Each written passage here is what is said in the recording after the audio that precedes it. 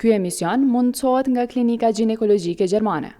Klinika Ginekologjike Gjermane, tani edhe në Kosovë, ofron këto shërbime të nivelit gjerman. Stafi mjekësor i specializuar në klinikat elitare universitare të Gjermanisë. Me përvojë 20 vjeçare garanton shërbime të nivelit gjerman, të cilat do t'u ofrohen nënave, motrave dhe vajzave tona. Stafi mjekësor i udhëhequr nga Dr. Naim Shabani. Për informata kontaktoni në 044 677 333. Magjistralia Prishtinë Ferizaj, Klinika Ginekologjike Gjermane, Deutsche Frauenklinik.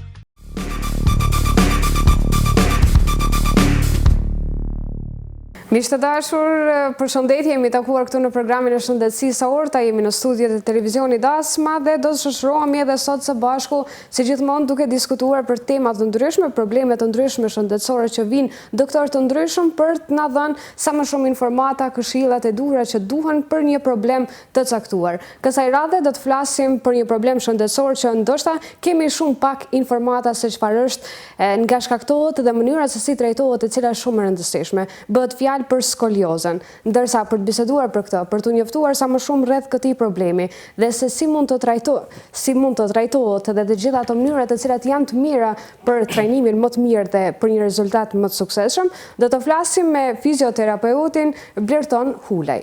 Përshëndetje dhe mirë se erdhe, doktor. Përshëndetje, mirë se gjej. Faleminderit sipari që jeni pjesë e programit të shëndetësisë Aorta. Faleminderit edhe për juve për ftesën, kam kënaqësinë.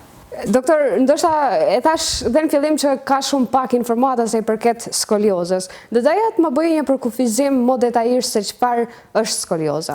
Po, është e vërtetë që për skoliozat nuk dihet edhe aq shumë. Mendoj që nuk dihet nga popullata ose nga prindërit në këtë rast, pasi që kemi të bëjmë me një smundje që prek moshat e reja, konkretisht prek fëmijët deri në moshën 16 vjeçare. Skolioza është një devijim i boshtit kurrizor, devijim anash i boshtit kurrizor, ku fëmia pas këtij devijimi merr formën ose boshti kurrizor merr formën e shkronjës C, ose nëse kemi devijim të dy anshëm, atëherë mund të marrë edhe formën e shkronjës C. Këto devijime zakonisht nuk dihet se për çfarë shkaktari vijnë, por mendohet që ka të bëjë me pozicionimin jo të mirë të fëmijës gjatë qëndrimit, për shembull në shkollë, në bankë. Pastaj çanta, e cila mund bartet vetëm në njërin krah nga moshat paksa më të reja ose adoleshentët, si dhe nga pesha rande fëmijëve, ku ata janë ende në fazën e rritjes, kockat e tyre mund të pësojnë ndryshime në këtë fazë nga peshat e randa. Gjithsesi përveç fëmijëve mund të preken edhe moshat e rritura?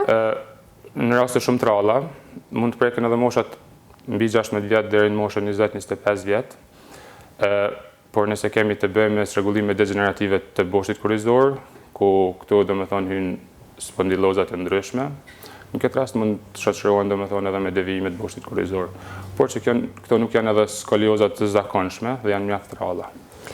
Zakonisht mund të kemi edhe prej tumoreve, tumoreve benigni ose maligni, varësisht se në cilin nivel mund të ndodhin, që mund të shkaktojnë edhe devijime të boshtit kurrizor, ku këto tumore mund të jenë edhe të format të moshat më të shtyra ose më të vjetra. Nga skolioza, po thoni që mund të shkaktohet tumore, apo thjesht tumorët mund të shkaktohen dhe kjo mund të ndikojë që të formohet edhe skolioza? Tumorët mund të formohen domethënë në ndonjë pjesë të boshtit kurrizor, ku pastaj këto tumore paraqesin edhe devijime të boshtit kurrizor. E përmendat që ndoshta kemi skolioza të zakonshme dhe jo të zakonshme, gjë që nënkuptohet që kemi lloje të ndryshme të skoliozës. Doja të më tregoje se çfarë lloje kemi. Kemi 3 ose 4 forma. Forma e parë është forma funksionale, thirret ashtu, ku zakonisht skolioza shkaktohet nga ndonjë devijim tjetër i trupit, ku në këtë rast mund ta marrim si shembull nëse fëmia ka ndonjëherë ngjymtyr ose ndonjëherë anësi të poshtme më të shkurt, atëherë si shkak i kompenzimit të inecje, mund vijë edhe deri tek devijimi i boshtit kurrizor. Pastaj nëse fëmia ka edhe ndonjë asimetri të pelvisit, të cilat mund të jenë shkaktuar gjatë fazës intrauterine ose në mosha shumë të reja kur ai ende nuk ka filluar ecjen.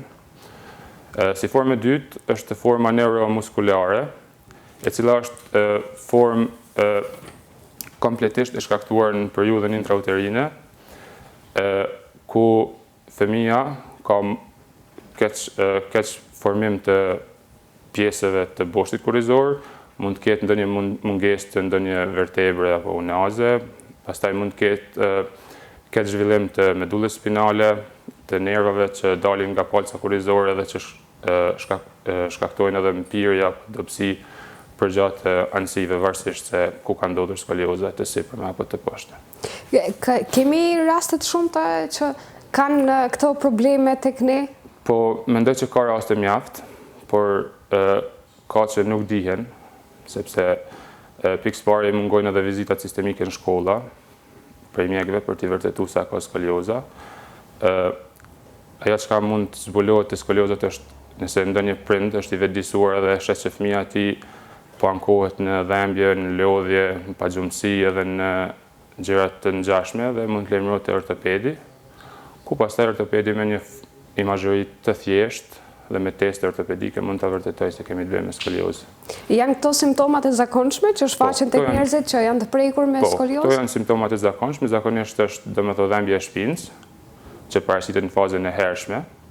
Pastaj mund të vijë edhe deri tek gunga apo në pjesën torakalit të boshtit kurrizor pranë pjesën e sipërme, ku si pasojë e kësaj gunge ka fazë krahore të ndryshime të mëdha, ndryshime rotative, dhe vije deri tek rregullimi i frymarrjes, ku fëmia ankohet edhe në frymarrje jo të mirë, për këtë arsye edhe xhumi i fëmijës është me ndërprerje, si dhe mund të ketë edhe probleme me zemër, ku si pasojë e presionit që bën toraksin këtë rast, mund të vijë edhe te rrahja jo e mirë, ritmi jo i mirë i zemrës. Duke marrë parasysh që ndoshta përveç qëndrimit e përmendëm edhe në fillim që një ndër shkaktarët e rëndësishëm tek fëmijët është edhe mbajtja e çantës, duke qenë që tek ne i kanë shtuar lëndët edhe kuptohet që janë të rënduara çantët, po i bie që fëmijët tek ne mund të jenë shumë më të rrezikuar se ndoshta në vende të tjera. Po, ja vlen të ceket edhe kjo, për arsye se në moshën e re, domethënë moshën prej 1 vjeç deri në atë moshën 16 vjeç, po e përfshi kështu komplet se kur zhvillohen skoliozat.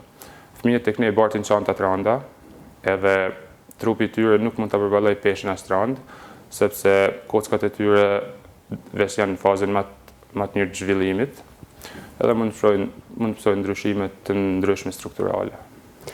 Doktor, e rëndësishme është edhe trajtimi, sepse kjo ndoshta ju përket juve edhe më shumë, edhe kjo është ndoshta esenca që të mund të informohemi sa më detajisht se për mënyrat dhe si trajtohet skolioza, lloje të ndryshme të skoliozës. Po, atëherë trajtimi, para se të kalojmë te trajtimi, duhet të dimë se për ta bërë trajtimin duhet ta dimë shkallën e skoliozës, domethënë sa është devijimi nga boshti kurrizor. Nëse kemi një devijim më të lehtë se 25 shkallë, atëherë ekskluzivisht trajtohet me anë të fizioterapisë. Ndërsa nëse kemi 25 deri në 40 shkallë, atëherë trajtimi shoqërohet edhe me mbajtje të korsesë, e cila vendoset domethënë në komplet boshtin kurrizor, e cila përshkruhet nga mjeku ortoped, merren masat dhe korseja domethënë ndihmon që boshti kurrizor të qëndrojë drejt, ndërsa kur fëmia flen, ai e largon korsen, edhe gjatë ushtrimeve të terapisë fizikale e largon korsen. Ndërsa nëse skolioza ka shkallë më të madhe se 40 gradë, atëherë preferohet ndërhyrje kirurgjike, e cila bëhet prej ekipit të kirurgëve ortoped, ku fiksohet pjesa e boshtit kurrizor, ndërsa edhe pas trajtimit kirurgjik duhet të vazhdohet me terapinë fizikale, ku zakonisht duhet të koncentrohet në forcimin dhe në zgjatjen e muskujve të boshtit kurrizor. A janë njerëzit në fakt, ndoshta i kushtojnë shumë rëndësi trajtimit dhe të gjitha atyre mënyrave të trajtimit tek një... Mendoj që tani veç ka filluar edhe një vetëdijsim edhe i mjekëve edhe i fizioterapeutave edhe i gjithë stafit për formën e trajtimit të skoliozave, sepse më herët, në periudhat më të hershme, është trajtuar ndoshta vetëm me formë kirurgjike dhe jo edhe me forma të tjera që janë më konservative. Tek trajtimi i skoliozave, si procedurë hyrëse, po flas në këtë rast për fizioterapinë, përdoret termoterapia, e cila i paraprin të gjitha procedurat tjera ku bëhet nxemja e muskujve të shpindës për të krijuar një elasticitet sa më të madh atyre muskujve, që pastaj me anë të ushtrimeve apo kinezioterapisë të bëhet edhe korrigjimi i atyre pjesëve ku janë të devijuara. Zakonisht ushtrimet duhet të bëhen fillojnë me forma kondicionale për të arritur një kondicion sa më të mirë tek fëmia, që ai të mund t'ju përballojë edhe formave të tjera në vazhdim. Mandej si formë tjetër janë ushtrimet e forcës, ku zakonisht këto ushtrime bëhen tek muskujt e dobësuar të boshtit kurrizor, të cilët vlerësohen nga ana e fizioterapeutit. Si dhe si formë tjetër që bëhet po në atë seksion të fizioterapisë është edhe zgjatja e muskujve, ku zgjatja është si forma e fundit, bëhet zgjatja e muskujve që janë të shkurtuar në atë pjesë dhe që e krijojnë devijimin e boshtit kurrizor. I përmendet ndoshta edhe shkallët në fakt që mund të jetë si problem dhe mënyra se si mund të trajtohet nga fizioterapia, që është shumë e rëndësishme sepse ndoshta jo të gjitha mund të ndikojnë apo mund të ndërhyjnë edhe jo.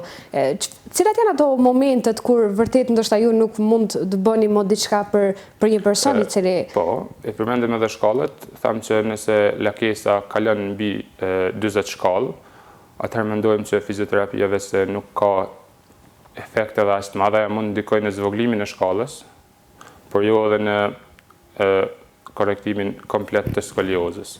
Prandaj edhe nevojitet fiksimin me anë kirurgjike i boshtit kurrizor, ku pas fiksimit atëherë vazhdohet prapë me terapi fizikale për mbajtjen e asaj pozite që ortopedi në këtë rast e ka vendosur me anë të operimit. A mund të ndodhë raste kur një person mund t'i nënshtrohet një operimi, mirë po mund të shfaqet përsëri probleme në boshtin kurrizor? Po, edhe a mund të ndërhyni në fakt ndoshta në këtë momente jo? Po, atëherë gjithçka bëhet më e vështirë, por mendoj që nëse direktivat janë të mira nga ana e ortopedit dhe nëse vetëdijsimi pas operimit në këtë rast i prindërve për ta dërguar fëmijën e tyre në trajtim të vazhdueshëm tek fizioterapeuti, atëherë mendoj që nuk mund shfaqen këto probleme. Por nëse vazhdojnë shfaqen, atëherë mendoj që vetë se është korrizuar një pjesë, është zvogëluar shkalla e skoliozës nga operimi dhe mund të vazhdojmë me seanca terapisë fizikale paksa më të zgjatëra për të arritur edhe qëllimin final. Ndoshta edhe kjo zgjatja e terapisë fizikale është shumë e rëndësishme. Ndoshta varet edhe nga problemi se sa është i madh apo jo, por kryesisht sa mund të zgjas kjo periudhë? Po, mendohet që zakonisht duhet fillohet me 10 ose 15 seanca, është edhe punë individuale, sepse nëse kemi një devijim më të vogël të skoliozës, atëherë mund të kryejmë edhe me më pak seanca të terapisë fizikale, por një gjë e rëndësishme është se fëmia në këtë rast duhet të vazhdojë edhe pas përfundimit të terapisë fizikale për një kohë shumë gjatë, me ushtrime terapeutike, me gjimnastikë posturale, për ta mbajtur atë formë që kemi arritur gjatë seancave të terapisë fizikale. Ndoshta është e rëndësishme të mund të dihet nëse mund të preken më shumë meshkujt apo femrat nga skolioza. Po, atëherë është e ditur se rastet e skoliozave janë shumë më të shpeshta tek femrat. Janë rreth 7 herë më të shpeshta tek femrat se sa tek meshkujt. Shkaktari se pse janë më të shpeshta tek femrat ende nuk dihet, por mendohet se janë edhe ndryshimet e hormoneve që ndodhin tek femrat. Ndoshta për shkak se edhe meshkujt mund të kenë një fuqi pak më të madhe, sidomos nëse flasim për rastet kur kemi të bëjmë me një peshë pak më të rëndë. Po, mund të kenë edhe formim më të mirë të muskujve ndoshta në atë moshë, për ata edhe devijimet ndodhin më pak. Mund të ndodhë, e përmendëm që ndoshta edhe tek moshat e rritura mund të ndodhë kjo.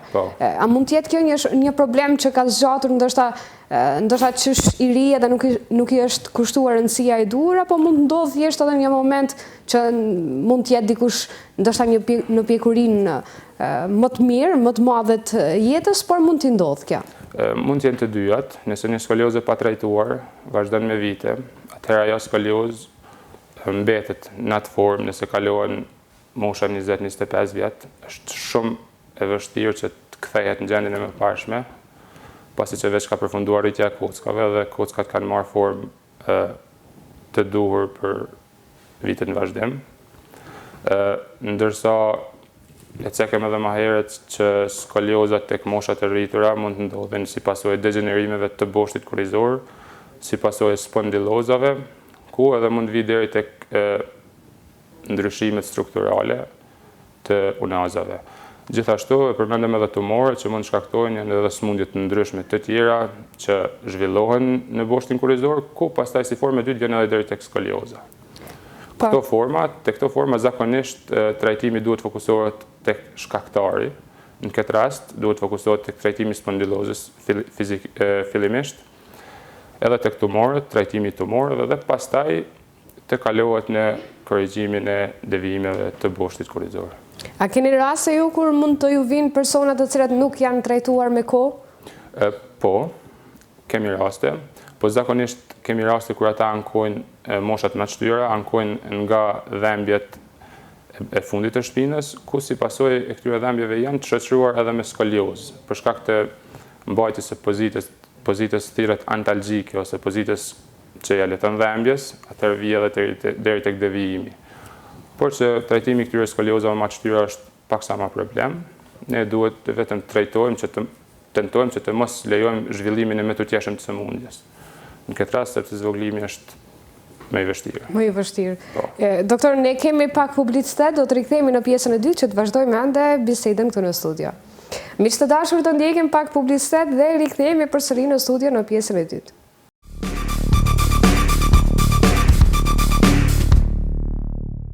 Klinika Ginekologjike Gjermane, tani edhe në Kosovë, ofron këto shërbime të nivelit gjerman. Stafi mjekësor i specializuar në klinikat elitare universitare të Gjermanisë. Me përvojë 20 vjeçare garanton shërbime të nivelit gjerman, të cilat do t'u ofrohen nënave, motrave dhe vajzave tona. Stafi mjekësor i udhëhequr nga Dr. Naim Shabani. Për informata kontaktoni në 044 677 333, Magjistralia Prishtinë Ferizaj, Klinika Ginekologjike Gjermane.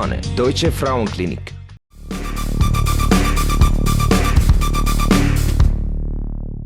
Miq të dashur, kemi ndjekur edhe publicitet, jemi rikthyer në pjesën e dytë këtu në programin e shëndetësisë aorta. Jemi duke biseduar për skoliozën me fizioterapeutin Blerton Hulej. Doktor, i tham ndoshta në pjesën e parë të gjithë ato që janë shumë të rëndësishme për mënyrat se si trajtohet shkaktarët edhe që mund të jenë një farë forme, ndoshta një mënyrë e mirë që të mund të vedjesohemi sa më shumë rreth këtij problemi. Në fillim krite përmendëm që ndoshta edhe shkaktarët, njëri ndër shkaktarët kryesorë është edhe qëndrimi. Kjo është shumë e rëndësishme. Si qëndrojmë ne me këtë? Jemi njerëz që mund të mbajmë një qëndrim të mirë, e cila ndoshta nuk do të rezultonte me një problem të tillë? Mendoj që qëndrimi tek fëmijët është i rëndësishëm, sepse atyre fillimisht duhet të kushtohet kujdes gjatë fazave fillestare të ecjes, sepse ata nëse fillojnë me ecje jo të mirë, atëherë edhe qëndrimi i tyre përkufizohet nga ecja.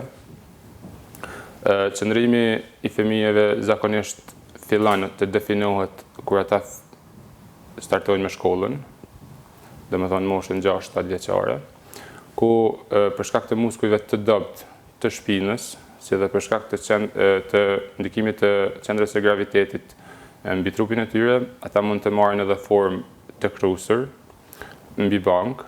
Pastaj si shkaktar tjetër që ndikon në devijimet ose në qëndrimin jo të mirë, mund ndikojnë edhe problemet me syt, ku fëmijës si shfaqen problemet me syt edhe ai që ta kompenzoj gjatë leximit mund të tentoj të afrohet më shumë tek libri, që të arrijë me lexu. Por mendoj që vizitat sistemike në shkolla, por edhe vizitat sistemike tek ortopedi i fëmijëve mund ndikojnë shumë që këto devijime, këto qëndrime në banka, gjatë ecjes mund edhe të parandalohen. Mund të bëhen në fakt, apo a bëhen tek ne vizita të tilla në shkolla që të mund të vedjesohen edhe nxënësit? Mendoj që bëhen, por jo mjaftueshëm. Jo mjaftueshëm sepse për të bërë këto ndryshime mund ndodhin për një periudhë shumë të shkurtë. Nëse keni bërë vizitë një herë në vit dhe më nuk keni bërë vizitë, atëherë Mendoj që nuk kemi mujtë edhe më arrit rezultatet mira, prandaj mendoj që vizitat sistemike duhet bëhen së paku një herë 2 javë, që të mund të mbrim deri tek rezultatet më të mira në verifikimin e problemeve shëndetësore tek fëmijët, në këtë rast tek skoliozat. A mund të shkaktohet skolioza në rastet kur në përgjithësi tek të rinjët që kanë kaluar periudhën e fëmijërisë, por që ndoshta nuk kanë një qëndrim të mirë? Jo vetëm në ecje, por në përgjithësi edhe shprehite të cilat i përmendat ju shumë të mira që janë ndoshta shumë të rëndësishme, mënyra se si lexojmë, mënyra kur ndoshta bëjmë veprime të ndryshme të cilat kanë shumë rëndësi sa i përket qëndrimit. Mendoj që nëse një i ri ka kaluar pas skoliozë rinin e tij, atëherë edhe nëse gjatë pas moshës 20 ose 22 vjeçare fillon që ta mbajë trupin në formë jo të rregullt, atëherë mund shkaktohet skoliozë, por skoliozë shumë e lehtë, e cila ndoshta edhe nuk ndikon fare në simptomatologjinë e sëmundjes, si dhe nëse eventualisht zbulohet kjo sëmundje, atëherë mendoj që trajtimi është fare i lehtë, sepse vetëm me forcim të muskujve edhe me korrigjim të qëndrimit, atëherë do të vijmë në pikën 0 të drejt qëndrimit të boshtit kurrizor. E rëndësishme përveç asaj gjithë punës që duhet bëhet për vetëdijesimin e nxënësve, e përmendëm gjatë gjithë kohës që është e rëndësishme edhe prindrit, mund të vetëdjeson dhe mund të dinë sa më shumë informata sa i përket gjithë këtyre problemeve ose shkaktarëve të cilët mund të ndikojnë që të shkaktohet skolioza. Çfarë duhet të bëhet që prindrit ndoshta mund të dinë më shumë rreth këtij problemi? Mendoj që një point e mirë është vetëdijsimi i prindërve. Në këtë rast vetëdijsimi mund të bëhet me anë të broshurave të ndryshme, të cilat mund të formohen nga klinikat në base private ose shtetërore, e që mund të shpërndahen prindërve me rastin e vizitës së tyre me fëmijë në klinik. Ku prindit do të informohen se me çka kanë të bëjnë, se cilët janë shkaktarët, dhe që të veprojnë konkretisht në parandalimin e atyre shkaktarëve, ku në këtë rast i patëm peshat e randat, fëmijëve në këtë rast çanta që ata mbajnë, qëndrimi jo i drejt në banka, pastaj patëm edhe problemet me të pamë, si dhe ecja. Domethënë, këto janë pikat ku prindit duhet të përqendrohen tek fëmijët e tyre, nëse këto pika ose nëse këto forma janë të rregullta, domethënë nëse fëmia ka ecje të rregullt, nëse fëmia nuk mban çantën, nëse fëmia nuk e mban çantën në njërin krah, edhe ajo është një shkaktar i mundshëm. Kjo është. Mund të ndikojnë, mund të jenë në fakt forma të mira të cilat mund të parandalojnë, edhe kjo ndoshta është mënyra e vetme për të parandaluar të gjitha këto probleme. Mendoj që është po e mjaft e rëndësishme e shërimit të skoliozave, është edhe parandalimi, por si pikë tjetër mund të merret edhe edukimi pas trajtimit, sepse nëse ne trajtojmë një skoliozë për 1 muaj, 2 muaj, pastaj nëse prindrit nuk kanë kujdes të shtuar ndaj fëmijës në qëndrim të tij, atëherë mendoj se prapë do të kthehemi në pikën fillestare ku do të kemi prapë devijim të boshtit kurrizor. A ka raste tek ne që ndodhin, pasi vetëm trajtorët mund të trishfaqen përsëri këto probleme për shkak mungesës të kujdesit? Po, mendoj që po. Më saktësisht mendoj që në vendet më rurale format e skoliozave janë më të mëdha, për shkak se vetëdijsimi është më i ulët. Mendoj që prindrit bëjnë jo shumë këtë drejtim, për shkak se kanë jetë më të stresuar dhe mbas edhe nuk kanë edhe aq shumë kohë që të merren me problemet që mund t'i ketë fëmia në atë moshë. Doktor, do da e di se sa janë të vështira ushtrimet që bëhen nëpër klinika, sa ja dalin njerëzit, ose sa është të vështirë në fakt që të mund ndoshta të shkojnë gjithë rrjedhës që ju propozoni ose thjesht duhet të ndjeken? Mendoj që paraqiten vështirësi vazhdimisht, paraqiten vështirësi sepse në rastin e kryerjes së seancës së terapisë fizikale, në këtë rast ushtrimeve, atëherë ushtrimet duhet të përsëriten vazhdimisht në shtëpi çdo ditë dhe është e preferueshme që të bëhen edhe 2 herë në ditë, por që nganjëherë edhe këto kalojnë edhe pa u bërë fare, edhe prandaj edhe suksesi i fizioterapeutëve të skoliozat mund edhe të zvogëlohet, për shkak se prindërit nuk janë edhe aq vigjilent ndaj këtyre formave, sepse mendojnë që është edhe një formë paksa më e zgjatur e terapisë, është edhe formë paksa më e kushtueshme, sepse fëmia duhet të vijë për 10 ose 15 herë në klinikat të fizioterapisë, dhe ata nuk i kushtojnë edhe aq shumë vëmendje. Por kjo nuk do thotë që ushtrimet mund të jenë të ashpërta, por është thjesht ndoshta për shkak është edhe formë papërgjegjësisë. Papërgjegjësisë. Po, sepse ushtrimet mendoj se nuk janë fare të ashpra, sepse zakonisht fillohet me forma të lehta për përgatitje të fëmijës, për përgatitje kondicionale të tij, dhe pastaj vazhdohet me forma më agresive të trajtimit. A mund të ketë dallim sa i përket të gjithë vetëdijësimit edhe ndoshta atyre që mund të jenë me këtë problem, që mund të ketë shumë dallime me vendet e tjera në botë, apo thjesht ndoshta mund të jetë diçka që nuk mund të përcaktohet dhe nuk ka një statistikë? Po, mendoj që tek trajtimi i skoliozave, zakonisht në të gjithë botën është një formë e trajtimit, është forma e korektimit me anë të terapisë fizikale, por që dallon nga procedura individuale që mund të zgjedhë terapeuti. Në këtë rast, mendoj që kemi rreth 100 lloje të ushtrimeve që përdoren tek skoliozat, dhe varet se cilat prej tyre mendon terapeuti që janë adekuate për rastin në fjalë, sepse trajtimi edhe duhet bëhet në formë individuale. Duhet që qohet pesha e fëmijës, duhet që qohet zhvillimi i tij, rritja e tij, dhe të përcaktohet një program i detajshëm i ushtrimeve. Gjatë kohës kur unë po u lumtoja për këtë temë, rastisa që mund shoh një femër e cila ka shkruar edhe kuptohet ka dashur që të marrë këshill nga mjek të ndryshëm, ka pas skoliozë, ndërsa gjatë kohës që domethënë vetëm ka filluar trajtimet edhe është larguar ky problem, gjatë kohës që ka mbetur shtatzon i është përsëritur kjo. Ndodh raste të tilla dhe a mund të ndërhyjë ju diçka këtu? Po, zakonisht gjatë shtatzanisë shfaqen problemet skoliozave, shfaqen problemet sindromave të ndryshme lumbale ose cervikale.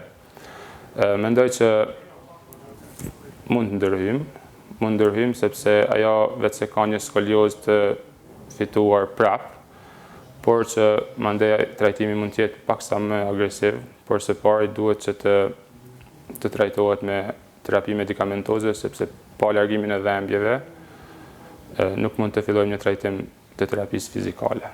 A kemi raste të shpeshta tek ne që femrat shtatzëna mund të ankohen nga ky problem? Jo, janë raste mendoj shumë të ralla, që mund të ankohen pas shtatzanisë konkretisht në skoliozë, por mendoj që pas shtatzanisë ankohen zakonisht 1-2 femra për problemet të tjera të boshtit kurrizor, të cilat janë më të shpeshta problemet me disqe, të ndryshme me prolapse.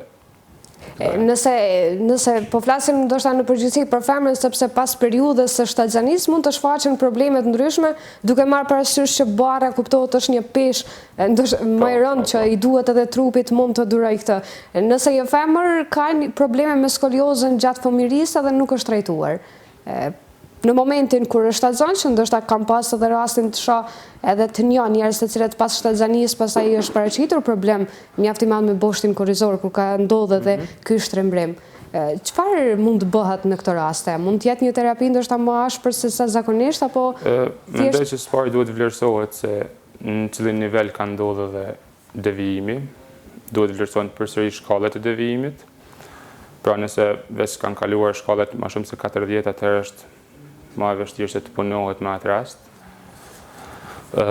Por përgjithsisht trajtimi është vetë se i njëjtë, nëse vetë se kemi të bëjmë këtë rast me një formë më të shtyrë, jo me formë fëmijësh ose adoleshentes, atëherë mund të edhe të shkojmë me procedura më agresive, sepse qëndrueshmëria është më e madhe në këtë rast tek pacienti.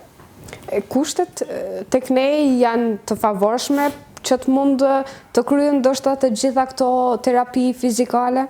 Mendoj që deri në 80% janë të favorshme.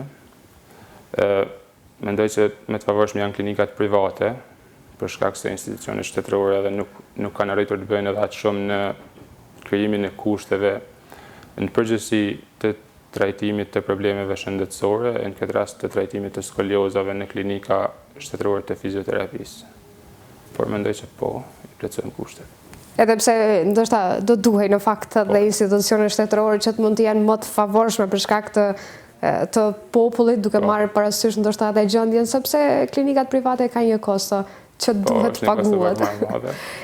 Doktor Neme, në fund të programit këtu do doja edhe një mesazh përfund, sepse përveç asaj se gjatë gjithë programit ne u munduam në fakt që të mund të nxjerrim ndoshta ato që është fare të rëndësishme sa i përket edhe shkaktarëve dhe parandalimit, por një mesazh për fund do të ishte më i mirë. Mirë, atëherë mesazhi im për gjithë prindrit në këtë rast do të ishte që të kushtohet më shumë kujdes fëmijëve të tyre gjatë qëndrimit, të kenë vëmendje se si qëndron fëmija e tyre, të vetëdijsohen se duhet të bëhen vizita sistemike tek ortopedi, por unë kisha pas edhe një mesazh për institucionet tona që të fillojnë mobilizimin në shkolla me kuadër mjekësor, që të kryen vizita sistemike edhe në shkolla. Faleminderit shumë për këto mesazhe dhe faleminderit që ishe këtu dhe që ndat me shikuesit e televizionit Dasma të gjitha këto informacione që janë mjaft të rëndësishme. Pata kënaqësinë. Faleminderit edhe për jush. Kënaqësia ime gjithashtu. Miq të dashur, kishim këtu doktorin Blerton Hulaj duke biseduar për skoliozën. Po besoj që kemi marrë të gjitha informatat e duhura sa i përket këtij problemi që të mund të parandalojmë edhe që të mund të njihemi sa më mirë rreth shkaktarëve të cilët ndoshta në kohën e duhur mund të parandalohen dhe kuptohet që nuk do të dërgohen në rreziqe të cilat ndoshta nuk mund të ndërhyjet më. Unë ju falenderoj për vëmendjen tuaj, ju vazhdoni të qëndroni me programe të tjera të televizionit Dasma. Deri javën tjetër, mirëmbëjtje. Ky emision mundësohet nga Klinika Ginekologjike Gjermane. Klinika Ginekologjike Gjermane, tani edhe në Kosovë, ofron këto shërbime të nivelit gjerman. Stafi mjekësor i specializuar në klinikat elitare universitare të Gjermanisë. Me përvojë 20 vjeçare garanton shërbime të nivelit gjerman, të cilat do t'u ofrohen nënave, motrave dhe vajzave tona. Stafi mjekësor i udhëhequr nga Dr. Naim Shabani. Për informata kontaktoni në 044 677 333. Magjistralia Prishtinë Ferizaj. Klinika Ginekologjike Gjermane, Deutsche Frauenklinik.